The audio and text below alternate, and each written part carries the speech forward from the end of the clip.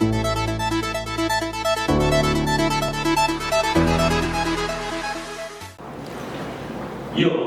오늘 언론인 간담회에 참석하신 분을 소개해드리겠습니다. 국민과 함께 대한민국을 선도하는 힘센 충남을 위해 애쓰고 계시는 김태웅 충청남 도지사님을 소개합니다.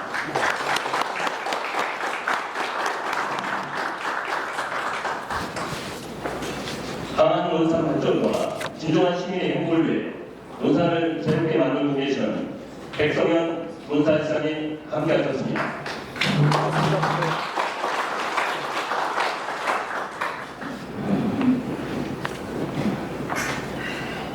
다음은 김태웅 도지사님의 인사 말씀과 함께 질의응답 시간을 갖도록 하겠습니다. 하나는 김태웅 도지사님께서 주재하시겠습니다.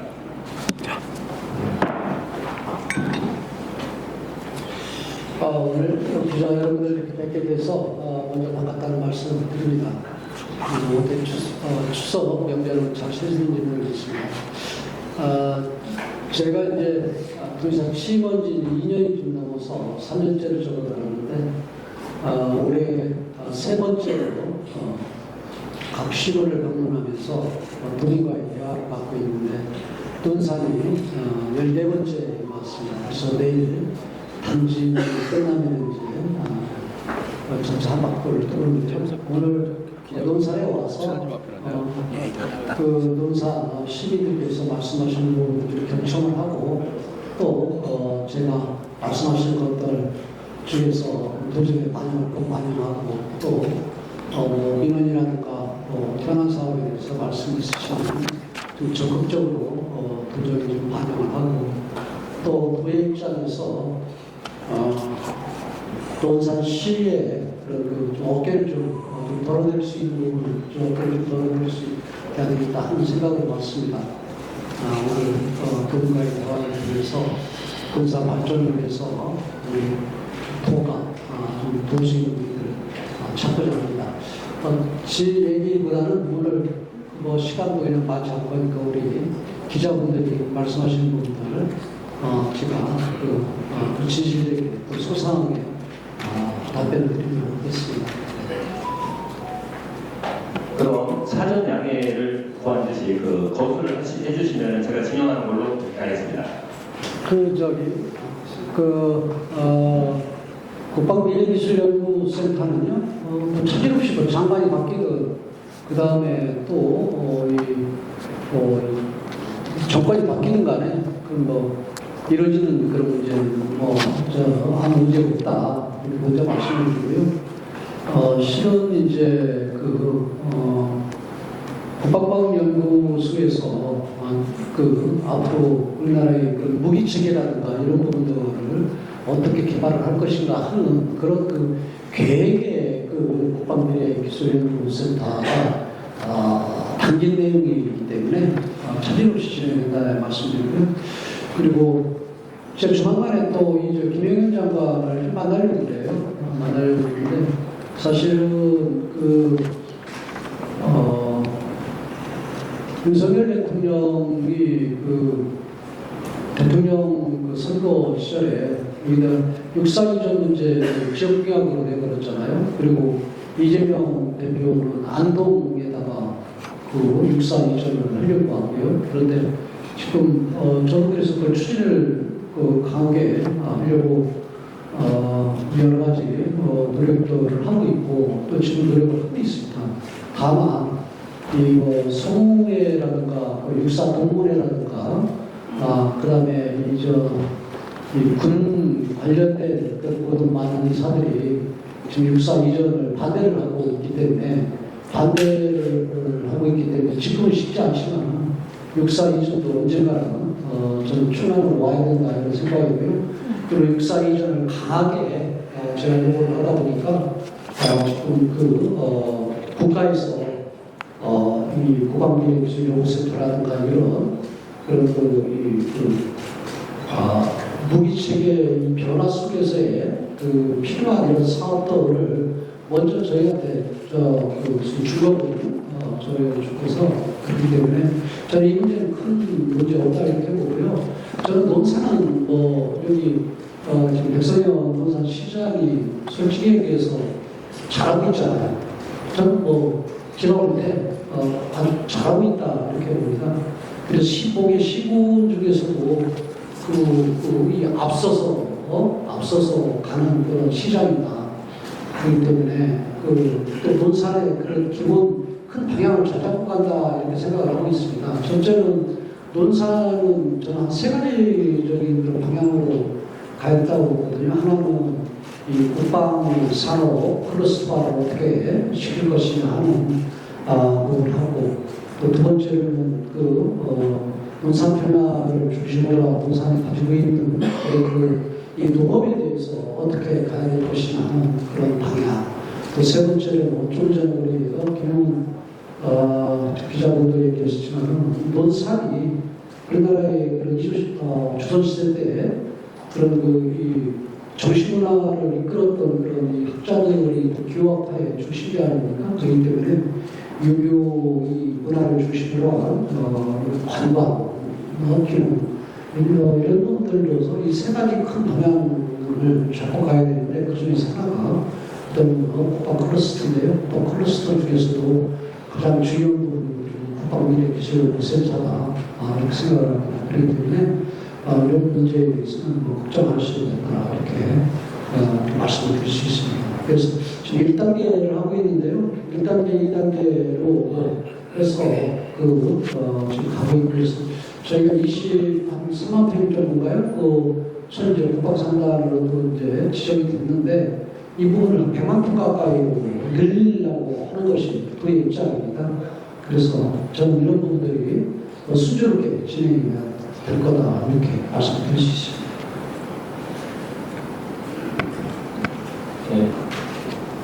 예, 이 부여하고 공주를 중심으로 해서 백제의 고도였고, 또 백제의 고도에 바로 옆에가 논산이잖아요. 그리고 또 이 계백장군에 또 이 홍사벌집도 있고, 지금 말씀하신 것처럼 우리 지금 논산뿐만이 아니라 이 공주 부여가 이 백제의 수도였기 때문에 그 주변은 백제의 문화라든가 아니면은 이런 유적이 저는 당연히 지금 존재하고 있다 이렇게 봐요. 그런 입장에서 지금, 그리고 이제 대백제전은 이제 공주와 부여를 중심으로 해서 이제 백제 문화재라든가 해서 오랫동안 지금 선배해 오는데요. 제가 작년에 대백제전을 했잖아요. 대백제전을 했는데 작년에 했는데, 제가 보니까 대백제전을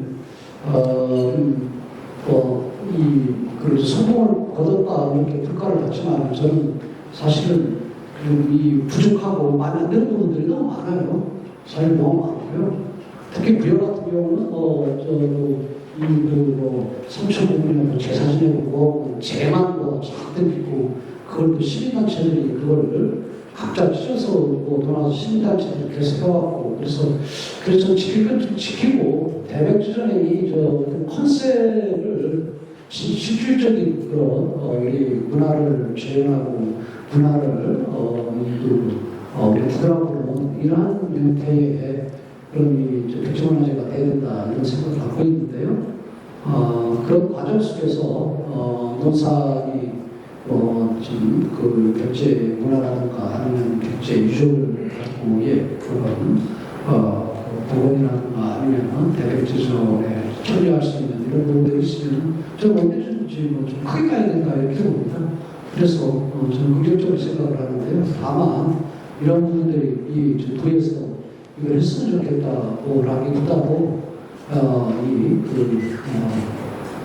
논산의 시민들의 의견이 반영된 그리고 고집된 이런 부분들이 청년원에 데 있어서 녹아나야 된다 이렇게 봅니다. 네. 그건 당연한 말씀이에요. 그런데 이제 그런 부분들이 좀 저희들이 이루어지지 않는 부분은 예산이 너무 많이 수반이 되기 때문에 사실은 그렇거든요. 왜냐하면은 이 복구를 이제 피해가 있으면 그 피해 복구를 1년 만에 다 끝내야 되거든요. 1년 만에 끝내야 되고, 두 번째로는 또 예방을 하려면은 먼저 선제적으로 그런 이 하천 관리를 하고 하천 어떻게 보면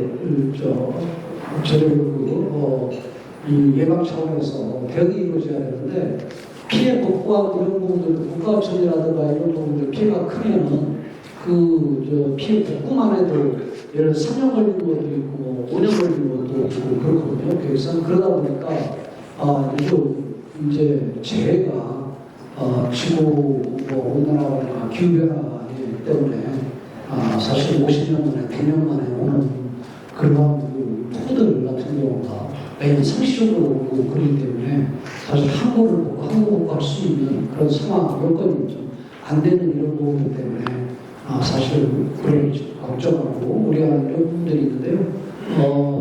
이제 저희 지방하천 같은 경우도 보면 지금 복구를 하려면은 지금 10조가 훨씬 넘는 몇십 조가 들어가는 그런 그 상황이에요. 그래서復興 계획을 지금 일정대로 수립을 해서 계획대로 진행이 지금 되고 있는데 그거 가지고는 언제 올지도 몰라요. 그래서 저는 지금 제가 의사를 한 다음에 지방하천 같은 경우는 국가하천으로 4개 하천을 국가하천으로 등록을 시켰어요.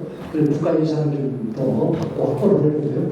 그래서 여러 가지 다양한 그런 지금 방법들을 동원을 해서 나름대로 노력을 하는데 이 국가적인 그런 차원에서의 그 계획이 좀 빠른 시일에 이루어질 수 있도록 예산이 좀 선택되고 집중해야 되는데 그게 좀 여의치가 않습니다. 그래서 여러 가지 연구소, 노력소 이런 부분들이 있는데 저는 그 나름대로 최선을 다해서 빠른 시일에 복구할 수 있도록 하겠다는 그런 말씀드립니다. 저도 그래서 되고 난 다음에 지금 계속 이 연례적으로 지금 폭우 피해가 있잖아요. 그리고 또 제가 폭우 피해가 있을 때마다 과거에는 집이 전파가 되면 한 3,600만 원 정도밖에 안 줘요.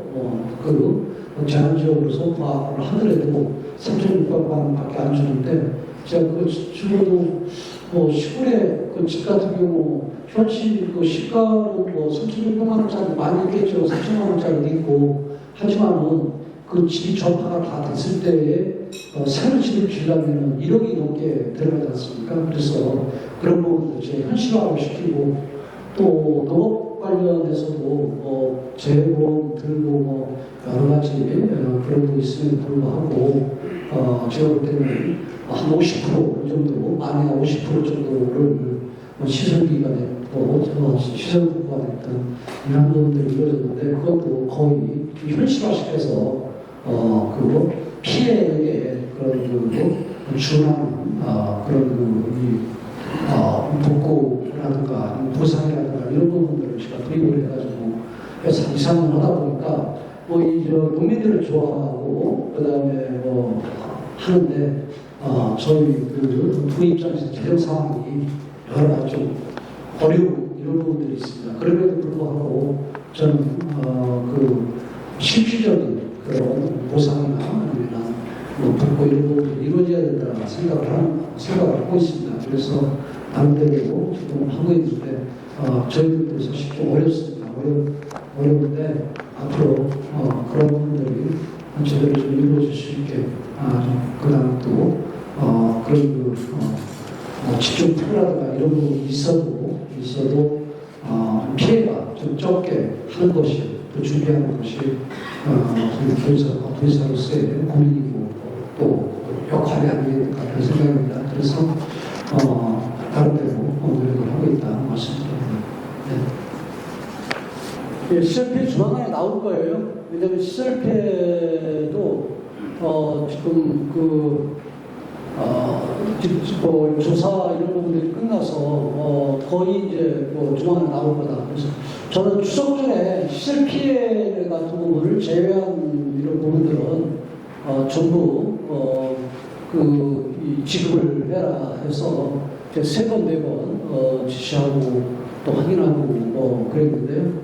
과거에 지금 이렇게 지금 뭐 자랑이 아니라 여러분 이렇게 생각하시는데요. 과거 같은 경우는 사실은 피해 그런에게 대한 실질적인 그런 피해 보상도 제대로 이루어지지 않았고요. 또 두 번째로는 그 보상이 이루어질 때도 이 빠른 그 시일 내에 이루어지지 않고 그랬는데 지금은 이 피해 그 보상이라든가 이런 부분이 실질적으로 이루어지고 두 번째로는 이 빠르게 이루어질 수 있도록 그 우리가 이 구조와 시스템을 좀 많이 바꿨다 이렇게 보고요. 시설 비용 같은 경우도 너무 걱정 안 하셔도 됩니다. 조만간에 이루어집니다. 절차적인 문제 때문에. 예, 양보 감사드리고요. 시사P 이호 기자님 먼저 말씀 주시죠. 안녕하십니까. 잠깐만요. 농림부 성과 와 있나? 농림부장, 지금 시설, 지금 보상은 어떻게 이루어지고 있나? 시설하고 말씀하신 건 옛날에 하우스 내에 있는 설비에 대해서는 잘 이루어지지 않았었는데요. 잘 이루어졌는데 절차 때문에 9월 중에는 해야지. 9월 며칠 안 남았는데? 제가 볼 때는 시설 부분은 여러 가지 절차도 있고 또 확인해야 되는 그런 부분들이 있어요. 그러면 끝난 걸로 알고 있어요. 네. 동서를 모르기 때문에 이 고령화 이런 부분을 좀 개선해서 젊은 사람들이 들어와서 농사를 지을 수 있는 그런 상황이 되고 인구 늘어나겠지만 청양은 어떻습니까? 청양은 인구 15만 이렇게 됐는데 지금 3만밖에 안 돼요. 그리고 지금 22만 했는데 지금 반 가까이 줄었다고 그러는데 지금 전체적인 그런 부분을 볼 때는 여기는 그런 좀 늦은 거예요. 이런 인구 감소되는 부분이 조금 늦은 부분이에요. 그렇기 때문에 저는 20여 년 늘었다 해가지고 이게 지금 어떻게 보면은 참 우리가 이게 일희일비하고 좋아할 이런 문제가 아니잖아요. 저는 이제는 농촌 지역에 인구를 크게 늘릴 수가 없어요. 어떻게 늘려요? 지금 대한민국 인구도 줄어드는데 어떻게 늘립니까?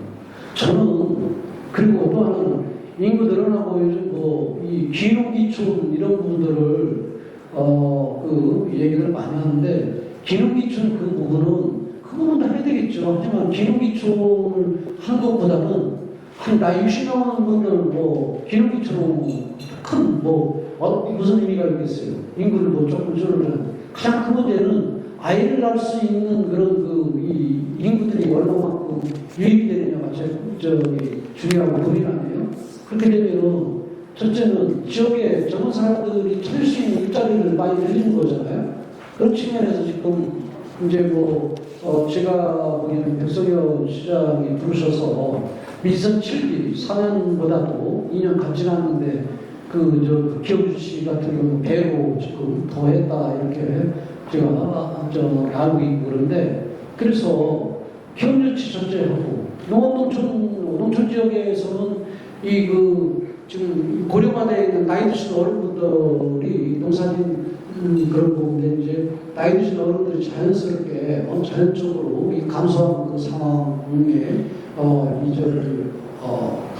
대비해서 젊은 사람들이 유입을 어떻게 해서 농촌 노장청이 함께 어우러진 이런 시스템을 구조를 만드느냐 이게 중요하잖아요.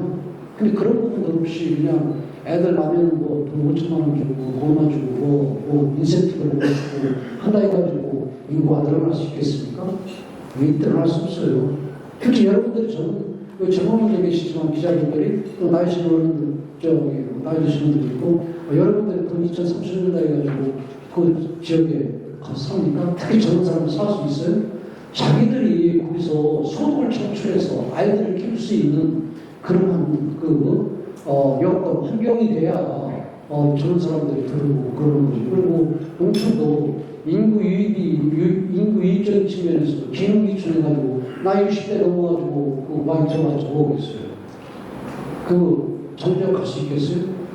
아이들을 낳을 수 있는 젊은 세대들이 많이 어느 정도 들여야 되는 거 아니에요? 그래서 그런 내용적인 그런 측면을 좀 보고 큰 틀 속에서 우리나라에 그런 인구 정책이 이루어지고 그 다음에 또 지방에 이거를 어떻게 늘릴 것인가 고민이지. 쉽게 얘기해서 지금 농산에 몇 단위의 그런 그 농촌 지역에 그 인구를 늘리면 되겠습니까? 저는 안 돼요. 그렇죠. 미안한 얘기지만 왜 안 되느냐? 옛날에 우리가 그때는 10가구, 15가구가 농사를 짓던 그런 그 농토를 요즘 한 사람이 농토를 갖고 농사를 짓더라도 한 사람, 한 가구도 먹고 살아갈 건데 지금 농촌에 인구를 어떻게 늘려요? 늘릴 수가 없습니다. 지금. 소위 노지, 수도장이 됐든 아니면 노지 농사를 짓는 부분. 근데 지금 이제 스마트팜이라든가 아니면 비닐을 쓰든가 다양한 이런 부분을 지면은 이제 조금 이거를 더 늘릴 수 있겠죠. 그래서 농업농촌의 인구를 늘리는 그런 분들은 농업농촌의 인구를 줄이면서 그 안에 구성이 노작전이 함께 어우러지는 저런 사람들이 많이 유입이 되는 이런 형태가 된다. 그래서 자연과학이 과거에 5개라면 지금 2개나 1개를 줄여야 돼요. 그래서 언덕 밑에 아니면은 양지방 섭자로 밑에 30가구, 40가구 아주 예쁜 집들을 해서 집단화 시켜주고 하는 이런 10년이고 20년이고 장기적 계획을 보고 가야 되는 거지. 지금 농촌에 그냥 이것저것 저것저것 지금 민주당에서 지금 그 주장하는 야구관리법 이거 농업농촌을 죽이는 일이에요. 농업농촌을 죽이는 일입니다. 야구관리법. 그거 같은 경우 예를 들어서 지금 이 지금 수자에다 쌀 매일 나눠두는데 그걸 이어쌀 다 국가에서 매일 건다고 그러면은 다 쌀농사만 짓죠. 그렇지 않습니까? 타작물 지으라고 그러겠어요? 지금 변호사가 제일 쉬운데요? 안 주려고 그러죠. 그리고 나이 드신 어른들 같은 경우도 지금 90 먹어도 지금 농도 내놓으려고 그러겠어요? 안 내놓습니다. 이런 구조 속에서는 오히려 죽이는 일이에요. 그렇게 하고 국가에서 양육관리법에서 이어쌀 같은 경우 하면은 1년에 쌀을 매겨오는 그런 예산 외에도 관리비용이 1년에 1조 가까이 들어갑니다. 그런 돈으로 오히려 구조와 시스템을 바꿔가지고 농업농촌의 젊은 사람들도 많이 둘 수 있는 그런 거. 그래서 지금 한 30가구, 40가구 살면은 한 100가구 정도는 애우르스를 들고 아이들 학교 보내는 아이들을 키우는 이런 농촌을 어떻게 바꿀 것인가 고민을 해야지. 저는 지금 중앙정부의 그 다음에 또 농민들이 요구하는 이 부분은 우리나라 농촌을 오히려 더 줄이는 일이나 저는 그렇게 봅니다.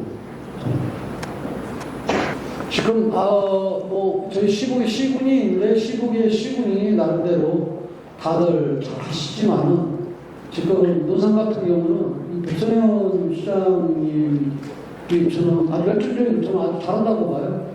저보다 그런 그 자연적인 그런 나이 몇 살 더 위이신데 보면은 저보다 더 열정적이고 그 다음에 또 방법도 찾고 그래서 저는 농산의 미래는 저는 좀 봤다 이런 형태로 해서 적어도 이게 2, 3년 이렇게 가면은 큰 효과가 없고요. 적어도 이렇게 가서 10년 가까이 이렇게 가면은 저는 이 논산 같은 경우는 어느 정도 틀을 갖출 수 있다. 그리고 여건적인 그런 측면에서도 지금 어떻게 보면은 닿다 이렇게 봐요. 그렇기 때문에 저는 이 논산이 또 아까도 말씀드렸지만 가고자 하는 또 큰 방향이 저는 올바른 방향으로 간다 이렇게 보거든요. 농업이 한 예를 들어서 지금 논산의 딸기가 아주 유명하고 그런데 그 딸기를 사실은 이 우리나라 과일 같은 경우는 외국에 참 수출하기가 좀 여러 가지 여건이 힘든 그런 상황이거든요. 빨리 물르잖아요. 빨리 상할 수 있잖아요. 그런데 그런 부분들을 지금 동남아 이런 데 같은 경우 나와서 수출들도 들고 또 그러다 보니까 방법들이 또 찾아지고 하는 이런 부분들이 저는 아주 긍정적으로 저는 봅니다. 그래서 앞으로 제가 추구하는 그런 농농촌의 변화 이런 부분도 같이 또 생각을 취하는 이런 부분들이 있고 그래서 농산은 앞으로 농업이 지금은 산업인지 아니면 복지인지 농업농축을 그렇게 봤잖아요. 그렇게 봤는데 이제 산업으로서 이제 자리매김할 수 있는 그런 이제 방향으로 지금 가고 있다 이렇게 해서 봐서 정말 긍정적으로 저는 봅니다. 그래서 앞으로 그 인구 문제도 지금 이제 인구가 이제 줄어들지 않고 이제 인구가 이제 좀 늘어나는 그런 상황이고 또 하나는 그 아이들하고 그런 이 출생아 같은 경우는 지금 늘어나는 그런 상황이잖아요. 그래서 논산적으로만 해더라도 이 도시사로서 큰 걱정을 좀 안 해도 되는데 사실은 부여가 됐든 청양이 됐든 이런 서천이 됐든 이 산업무법 같은 경우는 사실은 여러 가지 요건 때문에 어렵잖아요. 여러 가지 요건 때문에 어렵고 또 하나는 기업 유치를 하기도 참 사실은 좀 힘들거든요. 그런데 논산 같은 경우는 지금 이 한방 클러스터화를 하는데도 좀 유용하다. 그게 제가 대전 시장한테도 늘 그래요. 늘 얘기하면 너네들은 R&D 그런 기능이나 아니면 신소재 개발이라든가 대략 연구단지가 있으니까 그런 부분에 대해서 너네들은 초점을 맞춰서 갖고 그 다음에 거기에서 나오는 이제 기술이나 이런 부분들 가서 대량 생산이라든가 이런 부분들 같은 경우는 바로 이웃이 논산을 직접 바로 시켜야지 경쟁할 필요가 없다 이렇게 봅니다. 경쟁할 필요가 없다. 그런데 대전 같은 경우도 그런 부분에 의미가 있고 의미가 있다고 생각을 하고요. 그리고 그래서 앞으로 저는 논산 아까 말씀드린 것처럼 국방 클러스터화가 해서 이제 국방 산업이 또 지금 세계적으로 또 대한민국의 그런 무기 체계라든가 이런 부분들 같은 경우는 지금 재평가를 받아서 좋은 평가를 받고 있잖아요. 그런 상황이기 때문에 저는 앞으로 미래가 밝다고 보고요. 두 번째는 아까도 얘기했지만 농업적인 그런 측면에서 대한민국을 선도하는 그런 농업의 그런 도시로 만들어 나갈 수 있다 이렇게 보고요. 그 다음에 아까도 얘기했지만 거기에다가 지금 학종원서 같은 경우도 지금 대학을 가는 학생 시험이 저한테 이것을 요구하고 노력을 많이 하시는데 거기와 아까 얘기한 유교문화 그런 그런 부분을 앞으로 추가하고 있습니다. 그래서 제가 지금 내년 예산에 좀 힘들게 총 한 500억 가까이가 들어가는 그런 사업인데요. 이 헤리티지 그런 이 K 헤리티지 사업도 벤처 사업에 들어갑니다. 정부 안에 들어갔습니다. 그래서 거기다가 저는 거기다 이제 교육시설, 숙박시설 같은 거 더듬하면 지금보다 유기문화진흥재단 이 가지고는 어떻게 보면 지역의 관광객이나 그런 데 한계가 있고요. 그래서 더 추가적으로 또 그런 부분들을 부합을 하면 또 개선을 하면 잘 되리라 이렇게 봐요. 네. 네, 언론 여러분 감사합니다. 이상으로 김태훈 부사님과 함께하는 언론 관련을 모두 마치겠습니다. 감사합니다.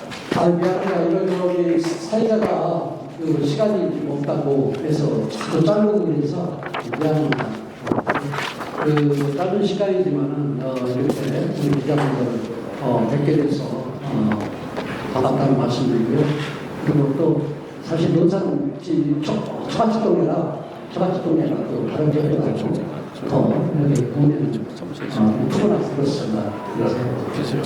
우리 기자분들이 또 언론 이전에 또 논산의 발전을 응원하고 또 고민을 많이 하시기 때문에 다양한 그런 질문들을 하시고 저는 여러분들이 생각하는 그런 부분에 대해서 100% 동의를 합니다. 이제 그런 과정 속에서 또 최선을 다하겠다는 말씀드리고 고맙습니다.